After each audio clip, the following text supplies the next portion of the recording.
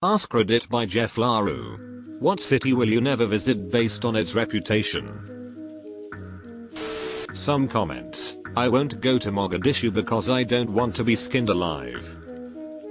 Other comments. I won't go to Cape Cod because I hear the crab cakes and what they used to be. I don't go to Mogadishu because their crab cakes are honestly too good. Mogadishu. One friend was murdered and his murderer set free by his clan. Another colleague was kidnapped from their guest house 5 years ago now and is still missing. Will never, ever, step one tiny toe in that city, let alone the country of Somalia. What line of work are you in that you know not one, but two people who went to Mogadishu? Kingston, Jamaica. The saying goes, if you don't have business in Kingston, you have no business in Kingston. Edit. I have traveled to other parts of Jamaica and the island is sincerely one of the most beautiful places on earth. I went to Kingston on a cruise once, and tried wandering off from the shopping district the cruise bus took us to so I could see the real Kingston. I got like 1 block away and this shopkeeper came out and physically restrained me from going any further, saying you better get back to your tour, you go any further and they're gonna chop you up. My desire to see the real Kingston evaporated immediately after that. Port-au-Prince. Not being murdered is my favorite thing. I was actually in Haiti back in July. The people were amazing, but goddamn does that country have its demons. Port-au-Prince, Haiti. I work with so many refugee families who fled from there and the stories are chilling. I went there in 2011 as a nursing student to help out at one of the hospitals. Great friendly people, but the state of pretty much everything was absolutely shocking. Everything was in disrepair, tons of buildings were still complete rubble from the earthquake in 2010, raw sewage appeared to be flowing out onto some of the streets, no traffic lights worked, potholes were so large they'd swallow your entire vehicle, etc. Our fun time consisted of going to the UN base. There were also frequent power outages throughout the day. The entire hospital was surrounded by concrete walls that were probably 7-8 feet high, followed by barbed wire that was another 5 feet high and was manned by men with guns. We were not allowed to go out into the streets, ever. Some of the cases coming through there were absolutely heartbreaking. A baby died after another hospital had given it so much cough cold meds it stopped breathing. We were also told that some of the other local hospitals did not have staff at night time and patients were left alone by themselves. I learned a lot and met some fantastic people though. It made me realize how good we have it in Canada. Mogadishu. My sister told me about this years ago. Somalia got its first tourist in 2010 and thought he was insane or lying about his reasons for being there. We have never seen people like this man, Omar Mohammed, one of the officials, told the AFP. He said he was a tourist, we couldn't believe him. But later on we found he was serious. That makes him the first person to come to Mogadishu only for tourism.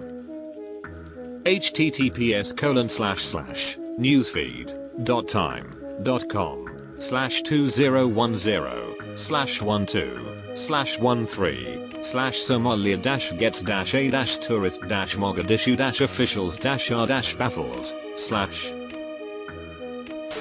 There's a town way north of Perth where I live in Western Australia called Wittenoom that I would refuse to step foot anywhere near, purely because of the history of it and the asbestos exposure risks. I have no idea how there are still people living there, let alone the hundreds of tourists that go through there on their travels in the north. Edit. Nice to know that the last people living there are now gone. No one has lived there since September and the government is planning on demolishing it. Last I'd heard there was one holdout who wouldn't sell her home. Caracas, Venezuela. I've heard that if you hear motorcycles, it's either gangs or cops, either way, you're getting robbed or kidnapped. I spent 2 weeks in Caracas in 2006 or 2007 and had a wonderful time. We had locals with us and were in safe areas though. Except I liked this local girl and followed her into downtown where she took me to some sketchy park and ran off to buy drugs. I later learned I ended up basically helping a local crack dealer practice his English. He approached me and started asking me questions and trying to speak English. He had a visible gun in his waistband and was stopping to sell people crack every 5 minutes, but was otherwise super friendly. I think him taking a shine to me was what kept me safe as an obvious American all alone. Not sure though. Maybe it was just a better time to be there as an American. Egyptians. Here we go again. I have a friend who is a super duper experienced solo female traveler and she said it was traumatizing. Tip. Sort by controversial to find your city. You lied to me. I couldn't find Helsinki anywhere. Gallup, New Mexico according to truck drivers. Story time. I live in Albuquerque and I played rugby in high school. We went to Gallup to play exactly one time. We had to walk the field to pick out glass and needles out of the dirt. It was awful. Juarez, Mexico. Bad news down there. Had a co-worker go down there with his wife to be in order to deal with some immigration issues. He got cornered by a bad group of guys. They took his new truck, then held him for ransom 5 months before finally letting him go. This sucks. BC Juarez didn't used to be so bad. My grandparents raced horses in El Paso in the mid-90s, so we would spend a month there with them in the summer. I could walk across the bridge by myself and go to the old market in Juarez as a teenager and not have any issues. Mexican culture is great and the cartels have ruined it on the border. East St. Louis, Illinois. There it is. Knew I didn't have to scroll far to see my Illinois counterpart. Little St. James. Any city in Somalia. Pyongyang. If I went, I couldn't complain. As a resident of NC, never going to Fayetteville. Fayetteville is what happens outside every mill base everywhere. Pawn shops, strip clubs, used car dealers, tattoo shops etc stacked on every inch of road near base. Outside that, cheap houses because we used to pay soldiers shit. Eventually it accidentally turns into a city. Cairo. Apparently one of the worst places in the world to go if you're a tourist. At least, if people on Reddit I've seen complaining are to be believed. I work somewhat near Egypt and had a number of co-workers, we are all males and military contractors, who visited there thinking it was just a stigma about the harassing. Every single one of them said they would never go back and a number mentioned how you would have to be insane to visit as a woman. Slough.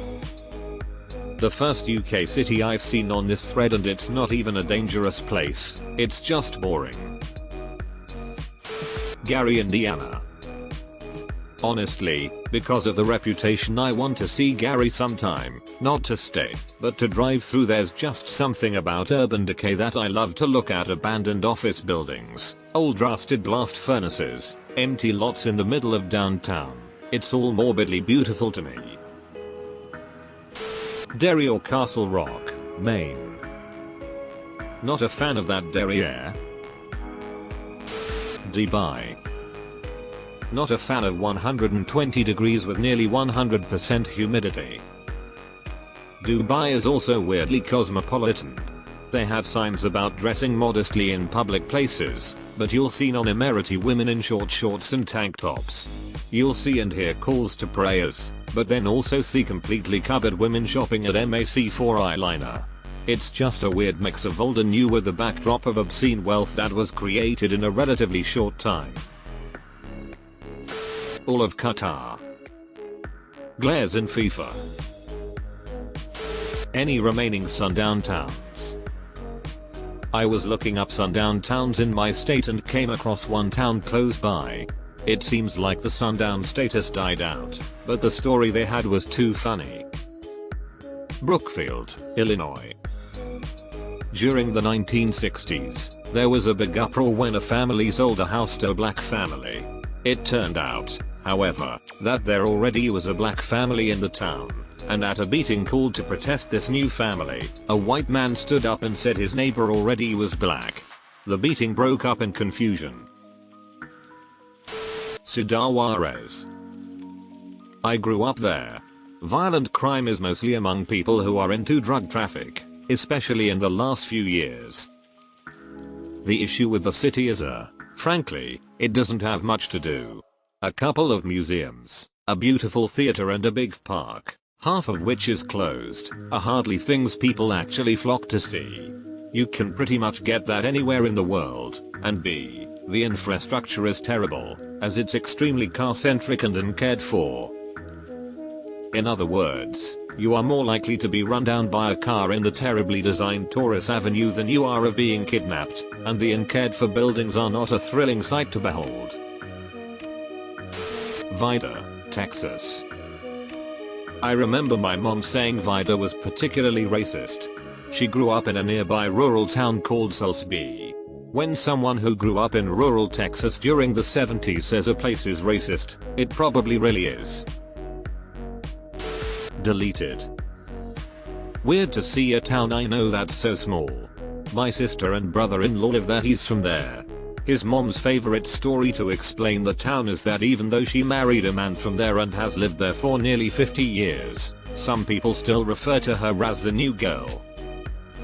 It's weirdly prosperous looking for a Midwestern farm town. Sentinel Island. But what if they really need Jesus? Mos Eisley, wretched hive of scum and villainy.